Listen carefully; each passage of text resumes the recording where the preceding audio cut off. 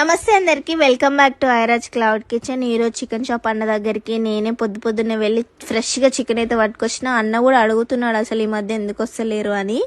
చెప్పిన అన్న ఇట్లా సీరియల్ షూట్ ఉంటుంది, మధ్య మధ్యలో రాను, మీరు కూడా చూడండి అనేసి అయితే చెప్పిన. ఇంకా ముందు రోజు నైటే ఒక సార్ మెసేజ్ చేసినారు ఇన్స్టాగ్రామ్లో, చికెన్ డ్రై రోస్ట్ చికెన్ కావాలని నెంబర్ పెడితే నేను పొద్దుగాలనే లేవంగానే మెసేజ్ చూసుకొని సార్తో అయితే మాట్లాడడం జరిగింది.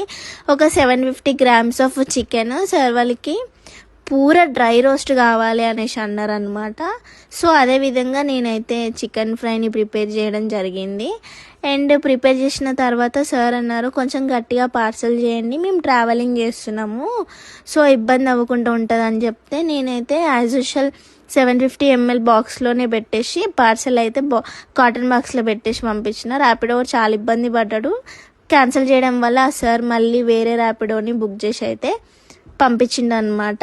సో ఈ విధంగా ఈ పార్సిల్ అయితే పంపించడం జరిగింది.